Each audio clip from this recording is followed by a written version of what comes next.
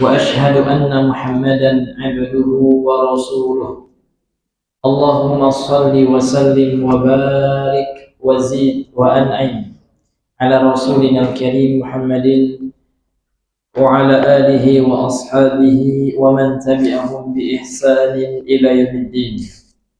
قال الله تعالى في القرآن الكريم: يا أيها الناس اتقوا ربكم الذي خلقكم من نفس واحدة وخلق منها زوجها وبث منهما رجالا كثيرا ونساء واتقوا الله الذي تساءلون به والأرحام إن الله كان عليكم رقيبا. يا أيها الذين آمنوا اتقوا الله حق تقاته ولا تموتن إلا وأنتم مسلمون.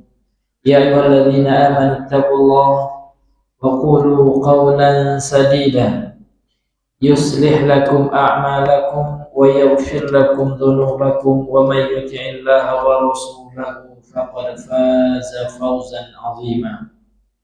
أما بعد فيا أيها المسلمون يعلموا أن أحسن الكلام كلام الله وخير الهدى هدى محمد صلى الله عليه وسلم وشر الأمور محدثاتها فإن كل محدثة بدعة وكل بدعة ضلالة وكل ضلالة في النار. نسأل الله السلامة والعافية. معاشر المسلمين ikhwani wa akhwati fillah rahimani wa rahimakumullah.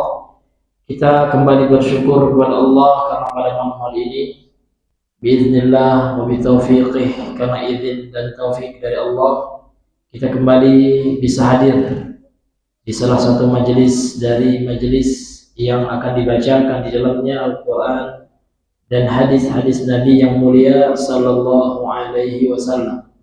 Al-Quran dan hadis serta ilmu agama ini adalah majelis zikir, yang mana orang-orang yang beriman, Allah Subhanahu wa taala mengatakan, ala bi dzikrillah, ketahuilah dengan berzikir kepada Allah tatma'innul qulub, hati akan menjadi tenang, hati akan menjadi tentram. Akan tetapi di antara kita, di antara kaum muslimin, di antara manusia, ada yang hatinya tidak tentram ketika berzikir kepada Allah, ketika baca Al-Quran, ketika sholat tergesa-gesa, tidak khusyuk dalam sholatnya, ketika dalam pengajian kemana-mana pikirannya. Maka itu semua hadirin yang Allah muliakan ada penyebabnya, yang mana penyakit itu mesti kita obati bersama. Setiap kita terkena penyakit itu. Apa penyakit itu? Itulah yang disebut dengan penyakit hati. Jadi hati yang bersih akan selalu terkoneksi dengan zikir. Hati yang bersih akan senantiasa haus terhadap ilmu.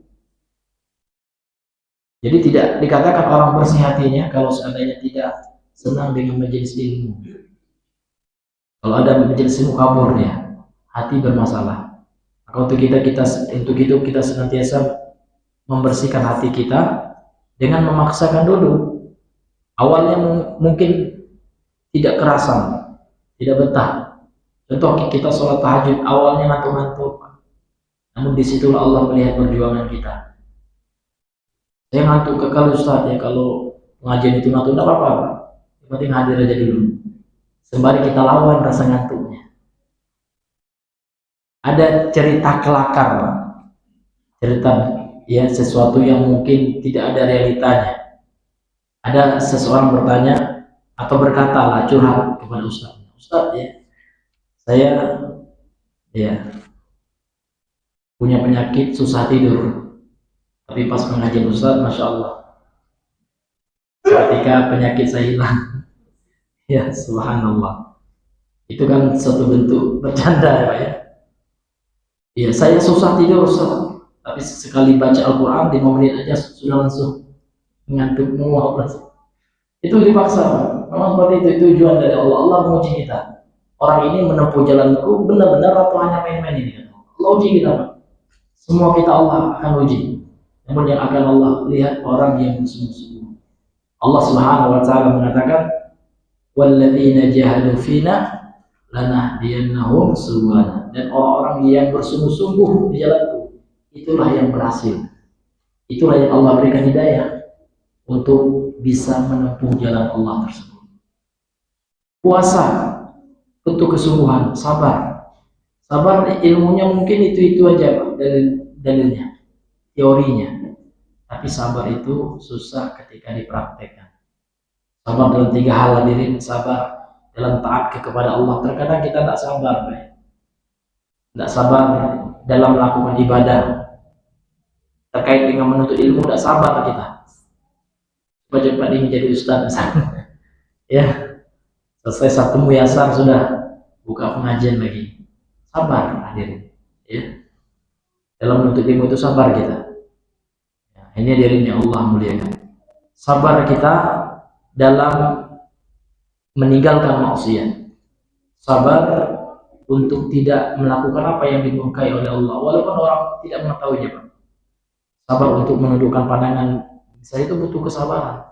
Yang lewat ujian besar, Pak. Wanita buka aurat, ya, cantik luar biasa mungkin di pandangan mata manusia. Allah uji kesabaran. Siapa yang betul-betul ikhlas kepada Allah? Atau siapa yang pura-pura, Pak? Pura-pura menundukkan pandangan, itu namanya khainatul a'yun. Itulah yang disebut dengan mata yang berkhianat. Ini mata kita ini wallahu a'lam ya. Mudah-mudahan Bapak sekalian tidak ada ya. Tapi kita harus waspada di diri ya. Kalau kita terjatuh dalam hal yang seperti itu, kita istighfar, astagfirullah. Jangan sampai kita menjadi orang yang seperti orang yang bertakwa di depan manusia, sementara ketika sendiri bersama Allah kita menjadi musuhnya. Maka untuk itu Pak, kita senantiasa mempelajari ikhlas, itu kita amalkan. Itu buah dari ikhlas.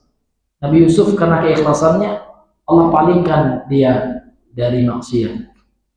Ketika digoda oleh Imro'atul Aziz, istri pembesar Mesir ketika itu. Tidak ada yang lihat orang.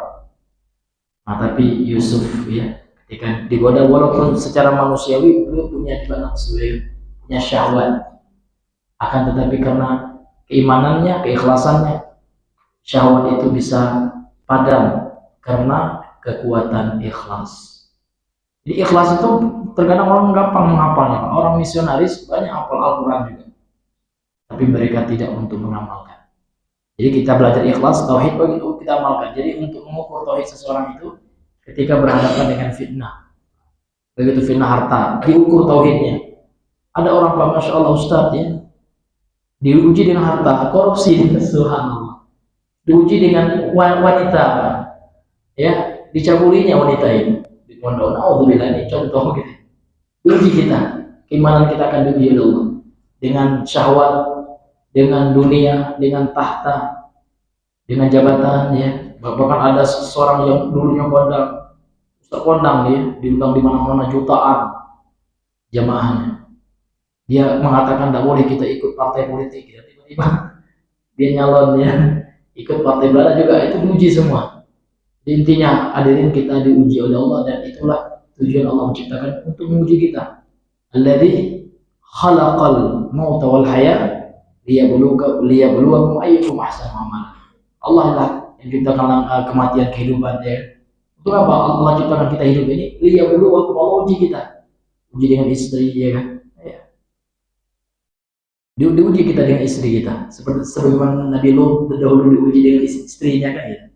Dan istri terkadang diuji dengan suaminya, sebagaimana Asia diuji dengan Fir'aun. Ya sabar ya. Meskipun Fir'aun sebagai suami Asia, ada riwayat nggak Pak? Asia marah-marah ya, maki-maki Fir'aun, tidak ada. Dan istri anti sekalian tidak sebejat Fir'aun, ya kan?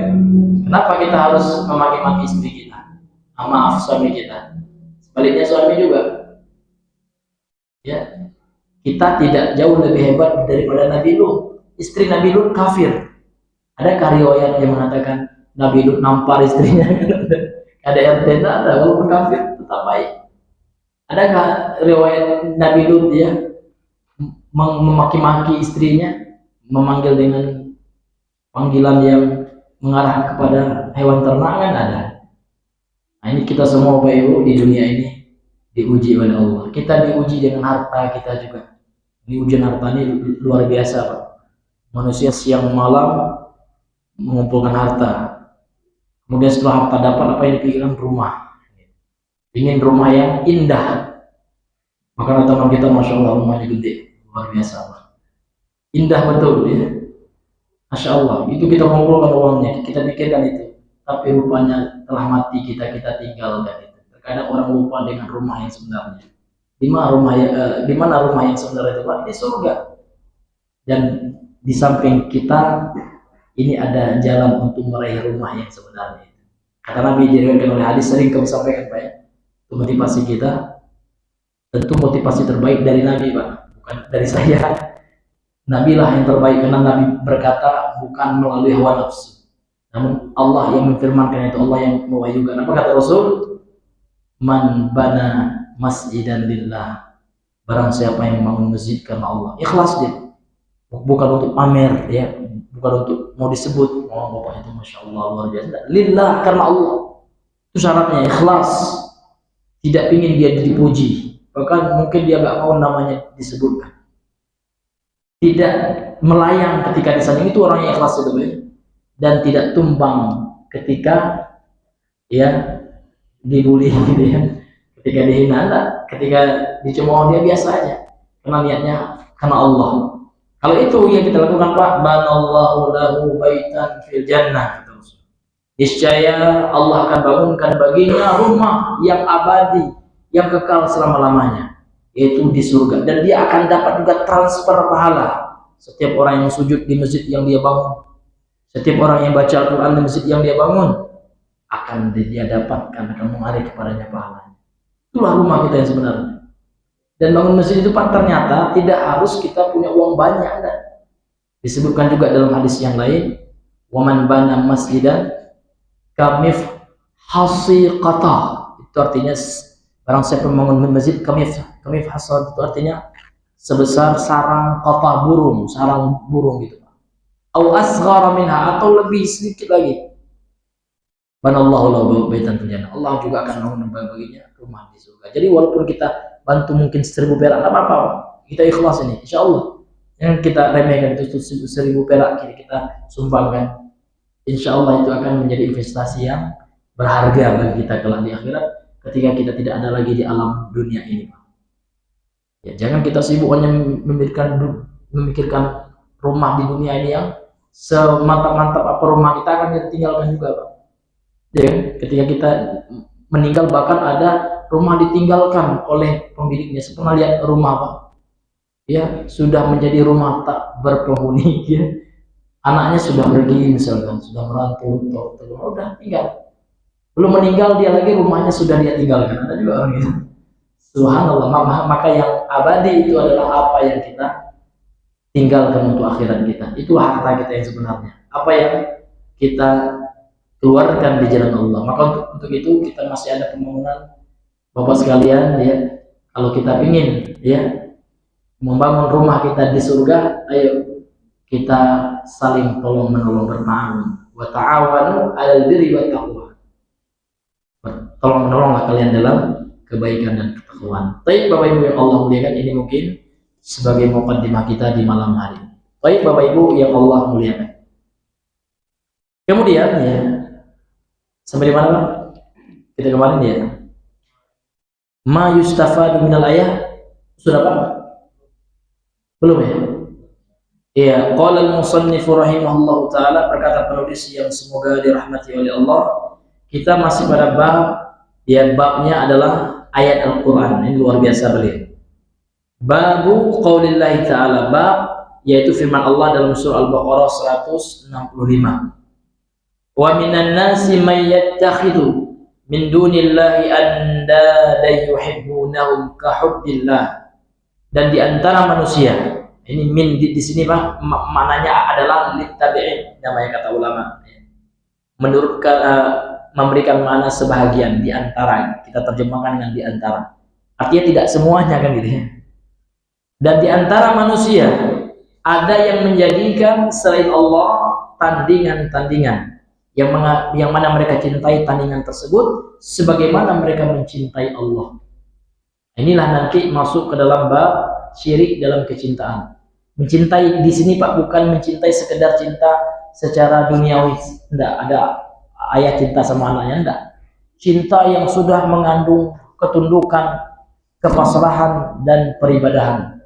Seperti cintanya orang kafir Quraisy kepada patung-patung mereka. Seperti cintanya orang-orang musyrik kepada orang-orang yang telah wafat. Mereka minta kepada mereka pertolongan, bahkan mereka minta surga kepada orang yang telah wafat itu, bukan kepada Allah. Mereka agungkan, bahkan kuburannya mereka keramatkan. Seandainya kuburannya kita cemooh Pak, apa yang terjadi di Lombok? Dilempari, ya di demon, gara-gara kuburan saja. Karena mereka sudah mereka agungkan, seperti mereka mengagungkan Allah. Allah pun dihina biasa-biasa saja mereka Pak. Iya, coba mereka itu Allah dihina orang biasa aja mereka. Al-Quran diinjak, responnya biasa aja. Tapi kalau kita hina kiai-kiai mereka yang memang tidak jelas ya kan, yang telah wafat itu, yang mana kiainya mengatakan saya pernah berziarah ke kuburan Nabi Muhammad, maka keluarlah Nabi Muhammad, ya kan, diciumnya lutut bergetar gini ya, kuburan Nabi katanya. Itu Pak, kalau kita luruskan itu marahnya luar biasa itu. Tapi kalau Nabi dihina orang biasa-biasa aja mereka. Ini kenapa? Karena mereka telah mencintai sesuatu yang mereka jadikan tandingan selain Allah itu sebagaimana mereka mencintai Allah. Orang beriman tidak, kita hanya memprioritaskan cinta kita hanya kepada Allah, pengagungan kita hanya kepada Allah, bukan kepada makhluk, bukan kepada kuburan yang dikeramatkan, bukan kepada wali yang dianggap sebagai orang yang bisa menjadi perantara menuju Tuhan. Bapak Ibu yang Allah muliakan, ini pembahasan kita pada pertemuan yang sebelumnya. Sekarang kita masuk ucapan dari Al-Syarih, pensyarah kitab ini, penulis kitab Al-Mulakhas. Qala syarihu hafizahullah ta'ala, berkata pensyarah kitab yaitu Syekh Shalih Al-Fauzan hafizahullah ta'ala wa nafa'ana bihi wa bi'ulumihi. Makna al-ijmali lil ayah, makna secara global dari ayat yang mulia ini. Beliau berkata, yadhkuru ta'ala halal musyrikin fi dunya. Dalam ayat ini Allah menyebutkan kondisi orang-orang musyrik di dunia. Bagaimana Pak? Kondisi orang musyrik di dunia, mereka menjadikan selain Allah sebagai tandingan yang mereka cintai Pak. Bagaikan mereka mencintai Allah. Ya. Kuburan luar biasa Pak. Ketika ziarah kubur wali itu meledak gitu ya. Ramainya minta ampun, melebihi ramainya orang sholat berjamaah ke masjid. Coba Bapak sekali-kali Pak ya, lihat aja, yang di kota ulah ya, atau lihat di media ya, subhanallah. Bahkan mereka ada yang mencium batu nisan itu ya, digesek-geseknya, tamassuh namanya, li tolabil barokah tabarruk. Subhanallah, na'udzubillahi min dzalik. Mereka agungkan sesuatu selain Allah. Bapak Ibu yang dimuliakan oleh Allah Subhanahu wa taala, maka kita banyak-banyak bersyukur hari ini. Allah beri kita nikmat sunnah setelah nikmat Islam dan iman. Iya. Mungkin kalau enggak Pak, mungkin kita yang pertama jilat-jilat makam keramat ini. Jilatnya Pak, sebenarnya sama dengan jilat dicium-cium ya kan. Bahkan ada yang sujud, orang Syiah sujud di kuburan para imam mereka. Sujud betul Pak, ini bukan hoax ya. Sujud ya. Na'udzubillahi min dzalik. Ini luar biasanya ya, kejahilan yang menyeret kepada kesyirikan. Jahil terhadap tauhid. Di sinilah letaknya penting kita selalu mempelajari tauhid. Tahu kita mana hal yang bisa merusak akidah kita dan mana perkara baik yang bisa mengokohkan, menguatkan akidah kita. Ma'asyiral muslimin, ikhwani fiddin wa akhwati fillah, a'azzani Allah wa iyyakum. Kemudian beliau berkata di sini, jadi ini Pak, gambaran dalam surah Al-Baqarah 165 ini Allah menyebutkan gambaran dan kondisi orang musyrik dunia. Wa ma lahum fil akhirati minal adzab. Kemudian apa yang akan mereka dapatkan di akhirat berupa azab. Maka kelanjutan ayat ya. kelanjutan ayat ini, penggalan terakhirnya Allah mengancam mereka, wa annallaha syadidul adzab, dan sesungguhnya Allah sangat pedih azabnya, sangat keras azab Allah itu. Betul Allah Maha Pengampun, betul. Tapi bagi siapa? Bagi orang-orang yang layak untuk diampuni, yaitu orang-orang yang tidak mati dalam kesyirikan. Tapi kalau orang musyrik yang mati dalam kesyirikan, Allah tegas, innallaha la yaghfiru ayyushraka bih. Allah sekali-kali tidak akan mengampuni orang yang mati dalam kesyirikan. Ini Allah sendiri yang mengatakan. Tapi Allah sendiri yang telah memvonis ini.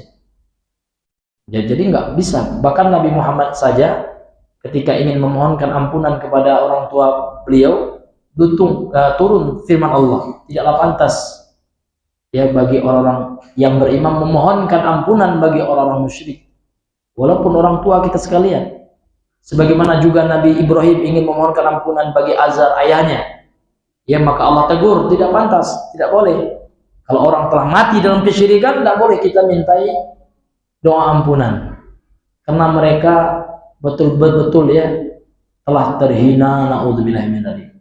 Yang menghinakan dirinya mereka sendiri karena melakukan kesyirikan sampai mati, sampai membawa dosa syirik. Di sini Bapak Ibu yang Allah muliakan, Allah memang Maha Pengampun, betul, bagi orang yang layak untuk diampuni. Orang musyrik yang mati dalam kesyirikan tidak layak. Allah sendiri yang mengatakan Allah tidak akan yang mengampuni itu, karena mereka telah melakukan kezaliman yang paling zalim. Tidak ada lagi dosa yang melebihi dosa syirik, itu besarnya, Pak. Besar dan bejatnya.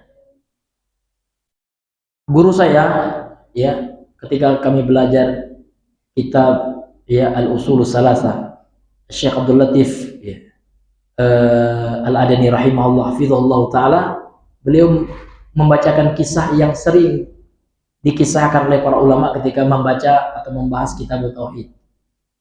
Kisah penulis kitab Syekh Muhammad bin Abdul Wahab yang pernah ya menghatamkan kitab ini beberapa kali.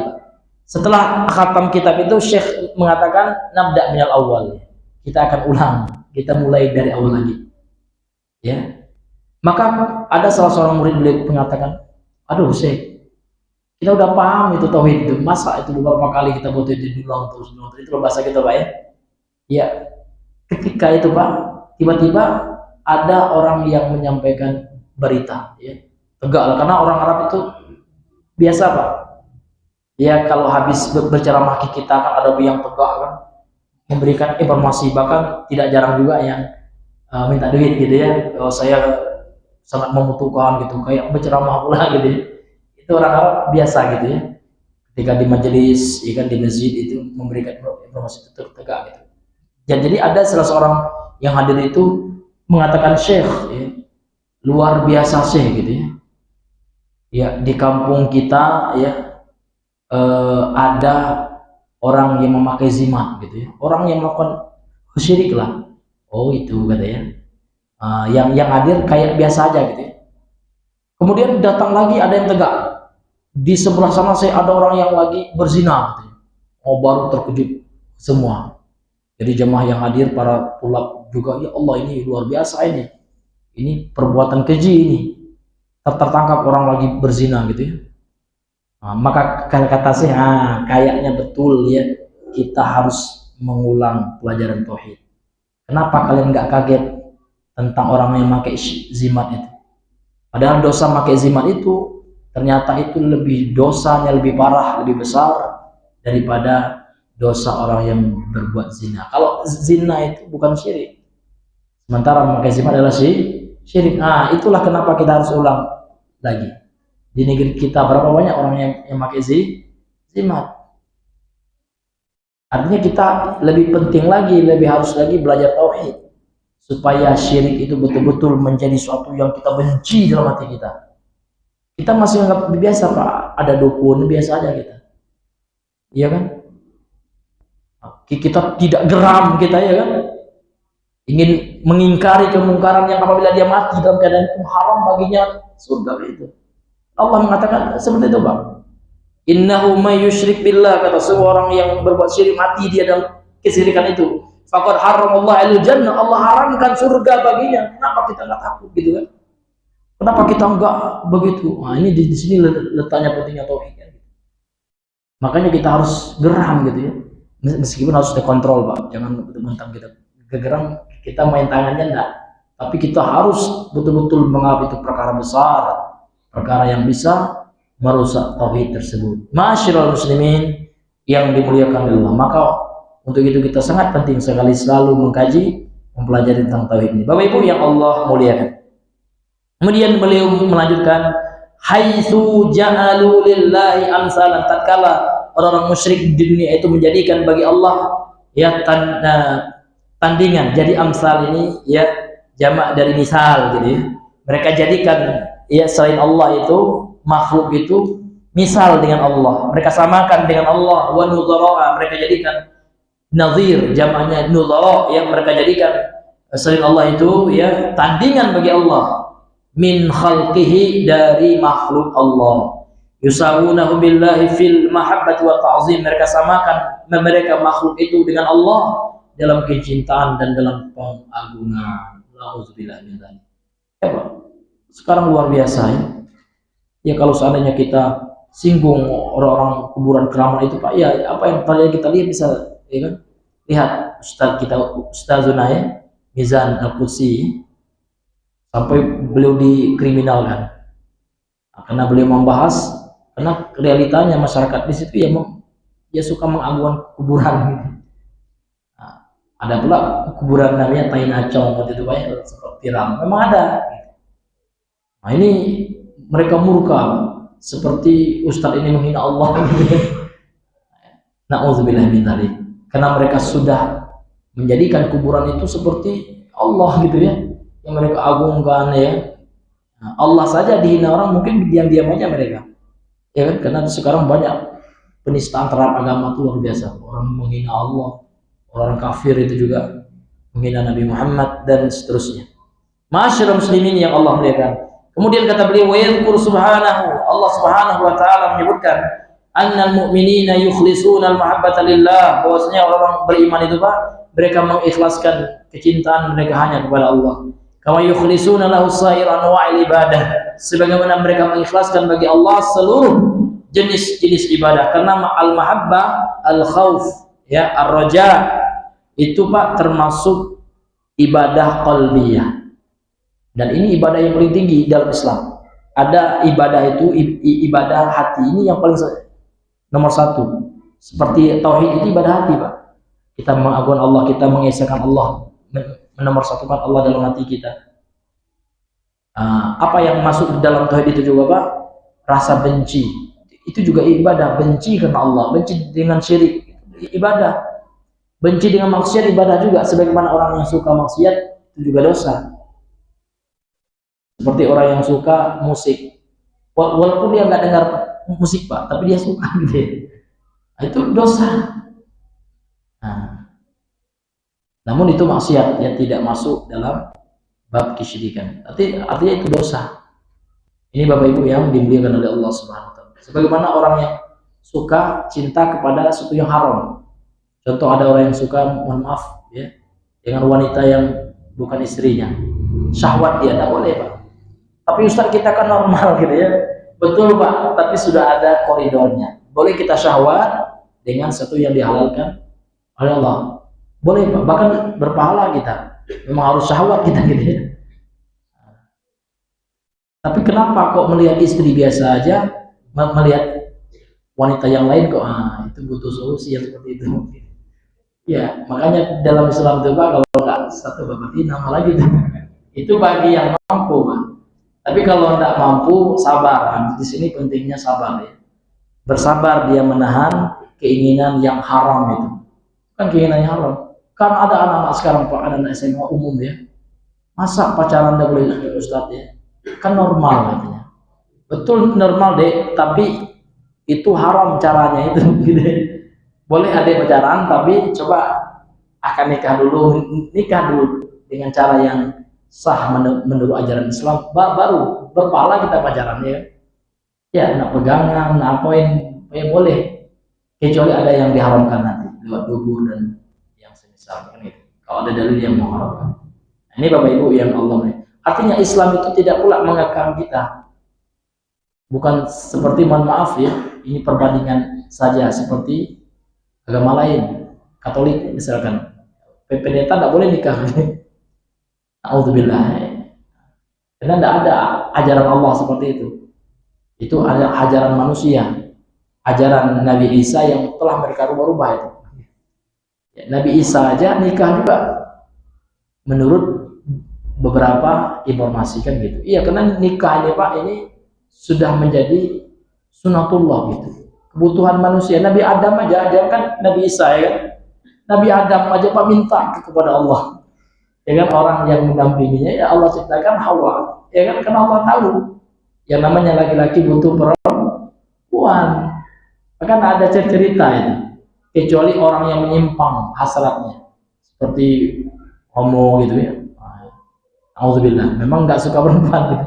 Tapi kalau selama orang itu Pak normal atau kena penyakit mungkin dia hipotensi atau apa ya, orang hipotensi pun ada Pak, keinginannya ada, namun tidak ada kekuatan kan gitu. Artinya memang itu adalah fitrah manusia, akan tetapi fitrah itu harus diluruskan. Semua kita butuh makan Pak, itu fitrah ya Pak ya. Tapi bolehkah kita makan yang haram? Tidak boleh. Betul kita butuh makan, betul Pak gitu. Tapi makanlah yang halal, makanlah yang thayyiban, gitu. Halalan thayyiban. Memang fitrah kita menikah betul, ya apa namanya, butuh wanita betul, tapi ya salurkan syahwat kita pada tempat yang telah diridhoi dan dihalalkan oleh Allah Subhanahu wa taala. Betul Pak, kata orang Minang Pak, ini pepatah Minang Pak ya, mato condong karena rancak kata mereka, salero condong karena lama kan gitu. Itu bahasa Minang ya. Artinya memang mata kita suka lihat yang indah ya, tapi ada batasannya, ada aturannya. Lihatlah yang indah itu dari yang Allah halalkan bagi kita. Lihat istri kita yang indah ya. Jangan lihat pula yang haram, alasannya kan itu kan fitrah Ustaznya. Kita kan normal, tidak bisa itu menjadi alasan. Bapak Ibu yang Allah muliakan, kembali kita kepada pembahasan kita. Kemudian ma yustafadu minal ayat. Pensyarah kita mengatakan apa saja pelajaran yang bisa kita peroleh dari ayat surah Al-Baqarah 165 di atas. Yang pertama, kata beliau, anna man ittakhadha niddan tusawa mahabbatuhu bi mahabbatillahi fahuwa musyrikus syirkul akbar, fahuwa musyrikun syirkal akbar. Yang pertama, sesungguhnya barang siapa yang menjadikan tandingan yang dia samakan kecintaannya dengan kecintaan kepada Allah, maka pelakunya musyrik, syirik besar. Kenapa? Karena ini termasuk mahabbah ya ibadah, cinta yang bernilai ibadah. Maksudnya cinta dalam konteks peribadahan kita kepada Allah. Jadi cinta yang ibadah tidak boleh kita berikan kepada selain Allah. Tapi kalau cinta yang mubah boleh. Bahkan yang mubah itu bisa jadi sunnah kalau sesuai dengan perintah Allah dan Rasulnya. Contoh, mencintai wanita pada dasarnya mubah boleh, tapi bisa menjadi sunnah dan bisa menjadi wajib kalau dalam rangka menjaga larangan Allah, yang menjaga zina misalkan. Maka kita salurkan cinta kita lewat jalur yang Allah halalkan, lewat nikah. Makanya hukum nikah itu ada 4 menurut fuqaha ahli fikih. Nikah bisa wajib, nikah bisa sunnah, bisa juga nikah itu makruh, dan bisa juga haram. Jadi tergantung nanti dengan motifnya dan dengan tata cara pelaksanaannya. Nikah yang haram ada, nikah mut'ah, nikah yang menjadi ciri khas agama Syiah, nikah kawin kontrak, nikah kontrak gitu. Jadi kalau orang Syiah itu gampang aja Pak, dia mau menikahi saya nikahi kamu ya seminggu ya dengan mahar 200.000, udah. Apa beda dengan zina ya? Itu kata para ulama kita ya, zina yang berkedok nikah, zina sebenarnya.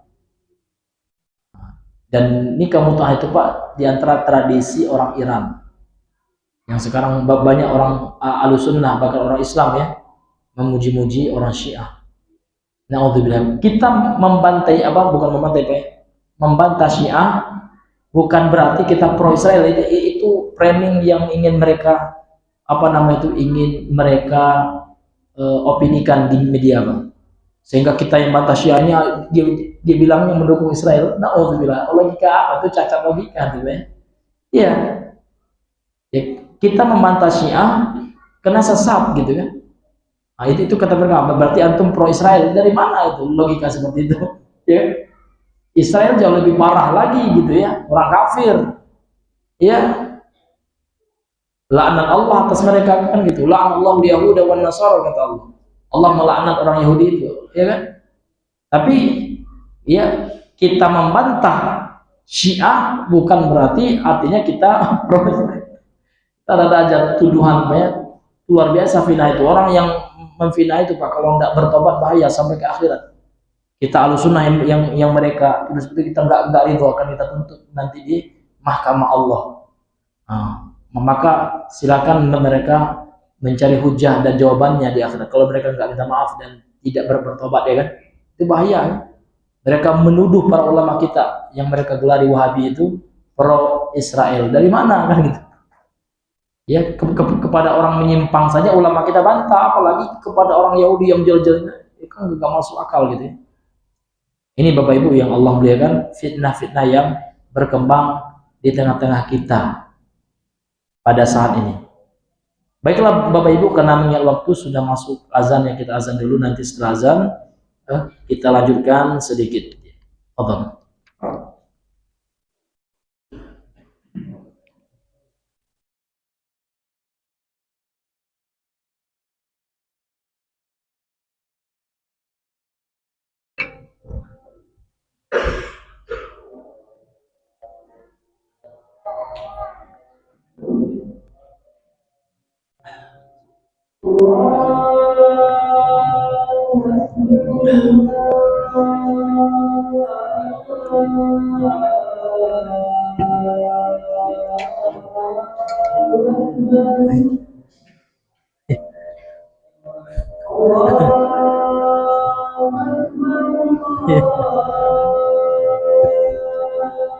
Syukran.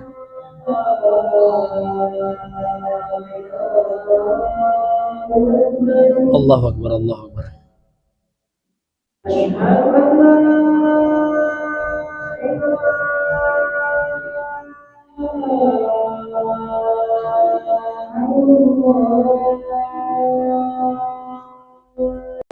Asyhadu an la ilaha illallah.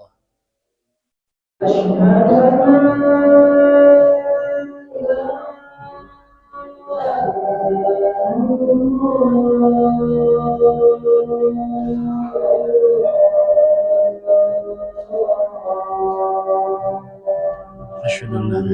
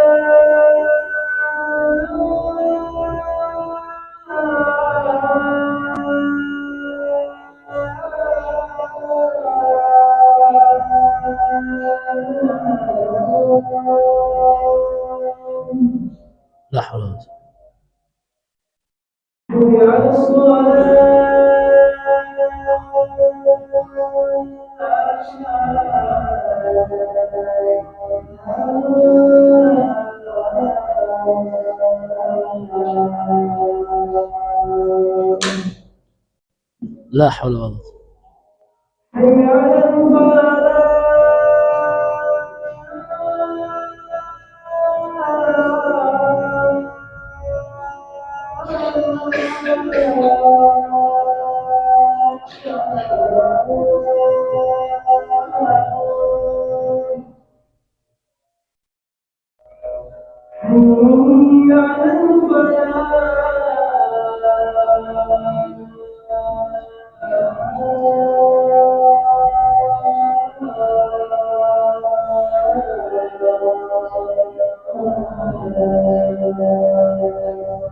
La haula wala quwwata illa billah.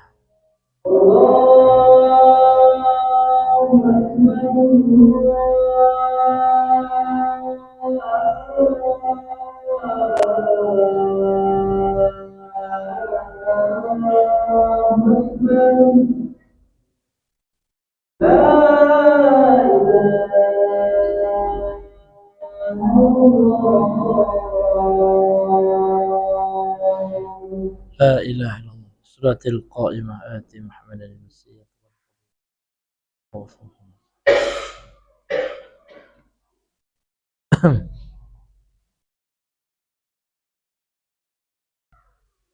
Bismillah, ya, kita lanjutkan sedikit. Kemudian al-istifadah ats-tsaniyah. Pelajaran yang kedua minal ayah, dari ayat yang tadi Al-Baqarah 100 ya, 56 tadi. Maaf, 165 tadi. Yang kedua, anna minal musyrikin man yuhibbullaha hubban syadida. Sesungguhnya di antara orang musyrik, ini di antara juga, enggak semuanya. Di antara orang musyrik itu yang mencintai Allah hubban syadida, dengan kecintaan yang sangat. Jadi ada orang musyrik itu yang juga cinta sama Allah. Wala yanfa'u dzalik, namun cintanya itu tidak bermanfaat baginya. Tidak ada manfaatnya. Ya. Illa bi ikhlasi al-mahabbati lillah, kecuali dengan dia mengikhlaskan rasa cintanya hanya kepada Allah. Artinya dia harus mencintai Allah saja. Karena ada orang yang musyrik dia cinta sama Allah luar biasa, tapi pada kuburan-kuburan orang keramat cinta juga dia. Maka ada manfaat cintanya kepada Allah kalau seandainya dia masih mencintai sesuatu menandingi cintanya kepada Allah dalam perkara ibadah. Nah, ini hadirin yang Allah muliakan. Karena banyak sekali ini Pak ya, keyakinan-keyakinan khurafat yang diwarisi oleh agama sebelum Islam, terkhusus di negara Indonesia ini Pak. Ya, keyakinan kepada Gundurwo, ya. Banyak macam-macam nama selain Allah yang dijadikan untuk menakuti, sehingga anak kita ini untuk takut, melebihi takutnya kepada Allah. Ini bahaya. Sehingga itu merusak tauhid dan horor itu Pak, merusak tauhid. Yang takut dengan sinar bolong ya kan, kalau zaman dulu kan ada bilang sinar bolong. Itu anak-anak takut be. Ya sudah ya, kan sudah ya. Iya, anak-anak takut. Ya kan malam-malam takut. Ya. Melebihi takutnya kepada Allah gitu.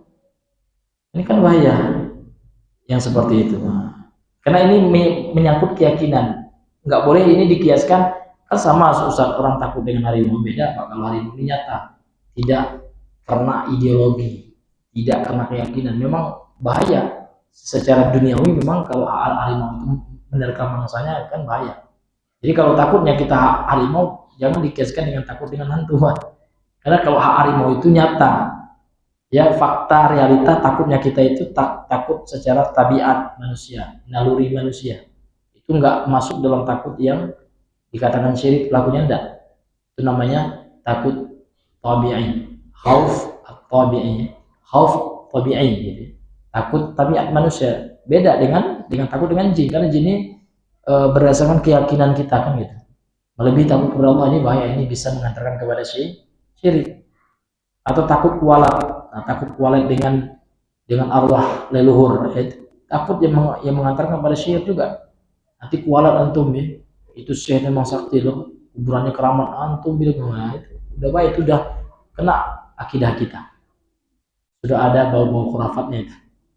Nah, ini ma'asyiral muslimin yang Allah muliakan. Kemudian kita lanjutkan, ini tanggung Pak ya, ada satu ayat lagi nih ya. Kemudian wa qaulillahi ta'ala, dan firman Allah Ta'ala ini dalam surah At-Taubah ayat 24.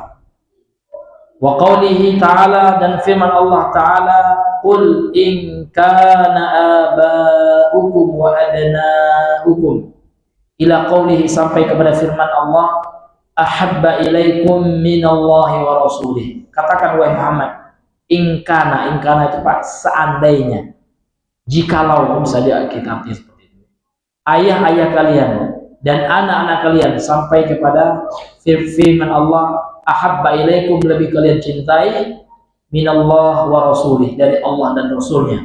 Ini dalil yang beliau bawakan. Kemudian disebutkan oleh pensyarah kitab ini, Syekh Al-Fauzan menyebutkan ayat secara sempurna, al-ayatu kamilatun, ayat secara sempurnanya. Allah Subhanahu wa taala berfirman dalam At-Taubah ayat 24, Allah mengatakan, qul in kana aba'ukum wa abna'ukum wa ikhwanukum wa azwajukum wa ashiratukum wa amwalun iqtaraftumuha wa tijaratun takhshawna kasadaha wa masakin tardawnaha ahabba ilaikum minallahi wa rasulih wa jihadin fi sabilihi fatarabbasu hatta ya'ti Allahu bi amrihi wallahu la yahdil qaumal fasiqin. Yang artinya, katakan wahai Muhammad, jikalau ayah-ayah kalian, maksudnya orang tua kalian gitu, dan anak-anak kalian dan saudara-saudara kalian dan istri-istri kalian dan keluarga kalian dan harta yang kalian usahakan pagi petang, ya, kita mencari harta gitu ya, wa tijaratun, dan perdagangan gitu ya, yang kalian khawatirkan, kalian takutkan kerugiannya, dan tempat-tempat tinggal kalian yang kalian ridho, yang kalian cintai. Ini rumahku hebat gitu ya, hebat ya, indah, luas ya. Itu semua kata Allah, kalau seandainya kalian ahabba ilaikum, lebih kalian cintai daripada Allah dan Rasulnya, dan kalian cintai dari berjihad di jalan Allah. Ingat Pak, menuntut ilmu agama ini termasuk jihad. Makanya ulama salaf mengatakan, kalau nggak salah Abu Darda, beliau mengatakan, man za'ama anna talabal ilmi laisa jihadan faqad naqasa aqluhu, gitu.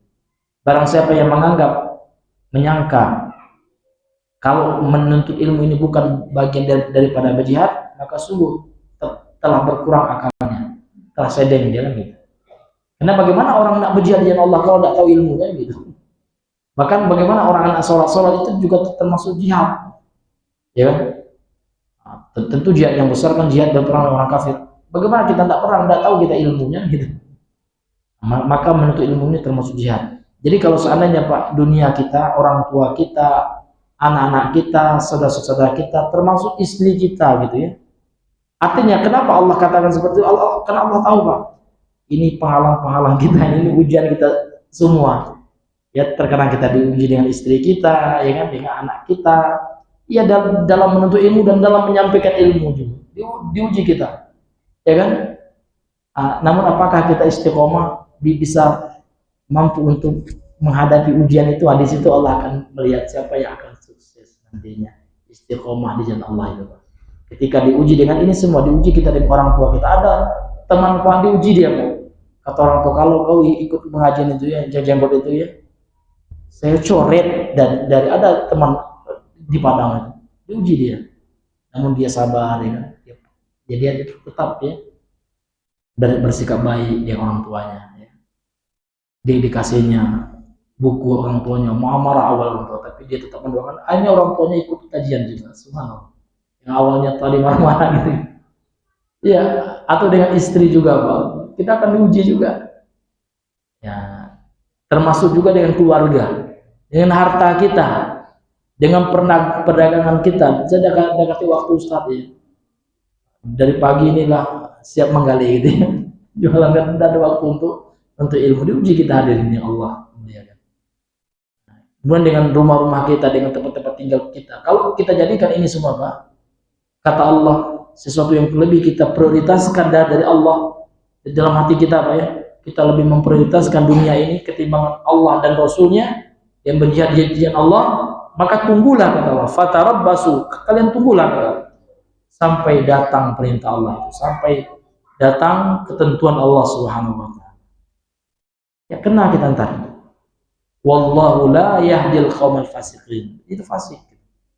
Dan Allah tidak akan memberikan hidayah nanti kepada orang fasik yang lebih mencintai dunia daripada apa-apa, daripada ya mencintai Allah dan Rasulnya dan berjihad di jalan Allah Subhanahu wa taala. Masyarul muslimin yang dimuliakan Allah. Kemudian Syekh Shalal Al-Fauzan mengatakan dalam ayat ini Allah mengatakan wa ashiratukum. Apa mana asyirah? Ya, asyirah adalah akribaukum, karib kerabat kalian. Orang yang punya hubungan kekerabatan dengan kalian. Ma'khudun minal isyrah, yang diambil dari kata al-isyrah. Ya, al-isyrah itu artinya keluarga, orang yang menemani kita, orang yang dekat dengan kita. Kemudian iftaraftumuha, kan gitu. Wa amwalun iqtaraftumuha, apa mana iqtaraftumuha? Ai iktasabtumuha, yang kalian usahakan, itu artinya. Jadi iqtaraftumuha artinya iktasabtumuha, dan dari kata kasbun. Kasabah itu artinya yang kita usahakan siang malam, harta yang kita kumpulkan. Kalau itu lebih kita cintai Pak dari Allah, alhamdulillah, rusak agama kita. Memang ada Pak Ustadz orang yang cinta daripada harta daripada Allah, ya ada. Demi harta sampai tidak sholat, dia jelas harta di hatinya nomor satu daripada Allah. Ini parah Pak. Ini hadirin yang Allah muliakan. Dan inilah penyakit akhir zaman. Ya, penyakit akhir zaman yang menyebabkan umat Islam itu lemah. Hubbud dunia aja. Wa karahiyatul maut.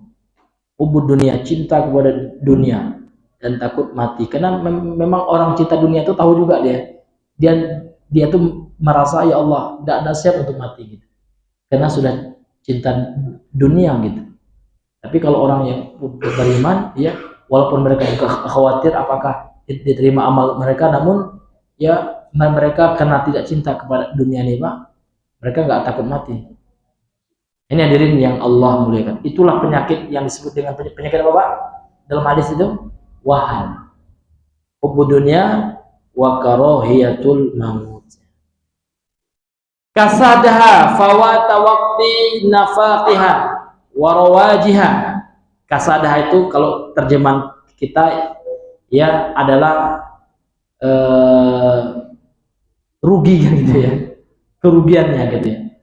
Maka maknanya adalah fawati waqtin ya nafaqiha, hilang waktu-waktu laris perdagangan itu Pak ya. Takut kita ya. Warawajih itu sama artinya. Rawaj dengan nafaq itu artinya laris. Jadi kasada itu adalah hilangnya waktu dia dagang itu Pak, lagi larisnya gitu ya. Dia harus sholat gitu kan. Apabila dia lebih mencintai perdagangan yang dia takutkan ya rugi, karena lagi laris-larisnya nih, orang lagi banyak jual beli, itu rupanya azan, dia harus tutup gitu kan. Kalau itu yang lebih dia cintai, ya ini Pak, ini terlalu fasik kata Allah. Maka orang yang beriman itu walladzina amanu asyaddu hubbalillah. Orang yang beriman itu sangat cinta kepada Allah, melebihi cintanya kepada dunia ini, kepada tahta, dunia dan wanita. Orang cinta wanita ada juga Pak yang tergelincir dengan yang haram ya. Ya mohon maaf Pak ya. Ada orang yang baru nikah gitu kan. Orang azan subuh masih main dengan istri juga. Memang halal betul Pak ya. Masih juga di kamar kan. Orang azan ini ya akhirnya tidak sholat berjamaah karena itu. Nauzubillah juga Pak. Walaupun itu halal kan gitu. Nah ini Bapak Ibu yang Allah muliakan, itu maksudnya. Dan ini termasuk kefasikan kalau seandainya kita lebih mencintai dunia ketimbangan Allah dan Rasulnya serta jihad, ini kefasikan. Karena di akhir ayat ini Allah mengatakan wallahu la yahdil qaumal fasikin. Allah nggak beri hidayah antara orang yang fasik, kaum yang fasik ya.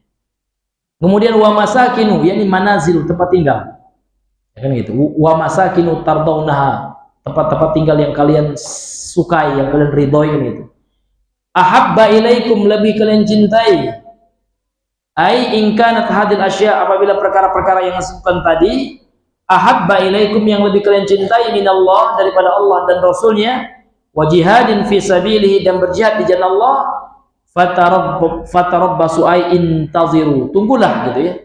Ma yahillu bikum, apa yang akan menimpa kalian, min iqabihi, dari azabnya Allah. Ya.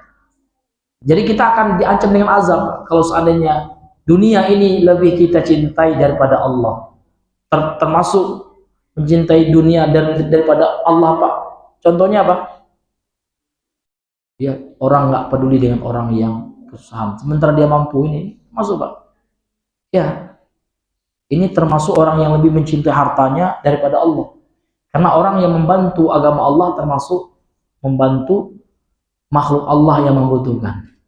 Sehingga seorang wanita pelacur aja yang bertobat kemudian membantu seekor anjing aja, Allah rahmati dia. Apalagi manusia, tentu manusia lebih mulia daripada seekor. Ya kalau kita bantu, subhanallah. Ini hadirin yang Allah muliakan, ya. Makanya dalam surah Al-Maun itu, Pak, Allah mengatakan apa? Ayat yang pertama apa, Pak? Ara'aital ladzi, tahukah engkau Muhammad orang yang mendustakan agama? Siapa, Pak? Hah? Siapa? Hah? Ayat yang keduanya jangan failul lil musallin, belum, Pak. Itu korupsi ayat. Iya. Ya ara'aital ladzi yukadzibu bidin fadzalikal ladzi yad'ul yatim. So, bukan surat dulu yang Allah kecam disebut, tapi orang yang pelit, orang yang apa, yang menyia-nyiakan anak yatim. Dia mampu ini, sementara ada anak yatim yang kelaparan, yang kehausan, ya, yang tidak punya tempat tinggal, yang mungkin kalau tidur di emperan, ya, dia punya, masya Allah, ya rumah besar misalnya, tidak mau dia bantu, apalagi keluarganya gitu ya. Ini termasuk ancaman daripada ayat ini. Ini hadirin yang Allah muliakan. Maka hati-hati, Pak. Itu berarti dia lebih mencintai, walaupun dia sujudnya masya Allah, sholatnya luar biasa, Pak. Tapi kalau tidak peduli dengan manusia, orang yang mampu ini bagi mampu. Kalau kita juga pas-pasan, rumah penumpang juga, itu insya Allah, Pak, ya, hisapnya sedikit. Tapi ini yang ayat ini berbicara orang yang punya kelapangan, kan gitu ya kan. Iya. Sementara tetangganya ada anak yatim, dia abaikan, ya kan. Bahkan anak yatim itu kelaparan, dia sakit, mungkin kena kekenyangan, sakit perutnya, Pak, ya, sibuk dia nak program diet. Ini anak yatim, dia sudah diet alami, ya, Pak, ya, butuh asupan, tidak dibantu, dia terus dia bukannya kami, ya kan, diet, Pak, memang tidak enak dimakan, gitu. Memang ada, Pak, kejadian ada, Pak. Saya pernah dengar dulu berita di YouTube, gitu, Pak. Ada orang mati, Pak, karena tidak makan. Ternyata masih ada di Indonesia ini. Bahkan orang ini pernah dia pura-pura pencuri gitu. Rupanya, Pak, setelah diinterogasi oleh polisi, kenapa, Pak, kok Bapak mau ditangkapnya? Kayaknya Bapak polisi lebih enak tinggal di lapas, Pak. Dapat makan, daripada saya di luar susah, pekerjaan makan susah. Ada orang seperti itu. Akhirnya, Pak, meninggal, ya. Pak, ya. Mungkin ada juga Bapak yang terbaca berita, Pak, ada. Nah, ini yang saya ingat, apa pertanggungjawaban kita yang makan banyak ini, Pak, ya. Duit di rekening banyak, beli makan mampu, ya kan. Bagaimana nanti pertanggungjawaban kita ketika ditanya oleh Allah, ada orang yang mati kelaparan sementara kita mampu, ya. Sementara kita punya rumah 1, 2, 3, bahkan ada teman rumahnya kosong, Pak. Iya. Ada teman kita yang nggak punya rumah juga, masya Allah. Yang punya rumah kosong itu juga akan dihisap juga, ya kan. Bahkan yang kan rumah, kata Ustaz Irwandi itu, Pak, kamar kita pun yang kosong rupanya dihisap itu. Subhanallah, jangan rumah, ya kan. Nah, ditumpuk-tumpuk ada orang, sampai rumahnya itu, Pak, tidak dihuni, tidak ada pula orang-orang yang ditumpanginya. Pelit kan, luar biasa, ya. Sampai rumahnya lapuk gitu. Dia lebih suka rumahnya lapuk daripada ditumpang orang semua. Ada orang betul, ya, duitnya banyak sampai lapuk-lapuk rumahnya gitu, ya kan. Nah, tapi kalau seandainya dia pingin akhirat, Pak, lebih cinta kepada Allah daripada dunia itu, Pak, dia suruh larang, walaupun free dulu, ya kan. Nah, karena setiap orang yang baca Al-Quran di rumah yang dia pinjamin orang itu, Pak, ngalir apa halo sama dia, Pak, ngalir, Pak. Setiap sholat sunnah orang itu ngalir pahala sama dia. Subhanallah. Ini, Pak, ya, orang kaya di dunia, oleh orang yang pemurah itu kaya pula bentar di akhirat. Ini hadirin yang Allah muliakan. Wallahu taala alam bisawab. Karena mengingat waktu Bapak Ibu, maka mungkin kita cukupkan dahulu sampai di sini pembahasan kita. Mudah-mudahan yang sedikit ini bisa bermanfaat, terutama bagi kami yang menyampaikannya, dan mudah-mudahan bisa meningkatkan keimanan kita kepada Allah hari akhirat, ya, supaya kita lebih bersungguh-sungguh untuk menghadapi suatu hari yang pasti, yaitu hari di mana tidak lagi berharga dunia dan seisinya kecuali amal soleh yang kita lakukan. Subhanakallahumma bihamdika asyhadu an la ilaha illa anta astaghfiruka wa atubu ilaik. Assalamualaikum warahmatullahi wabarakatuh.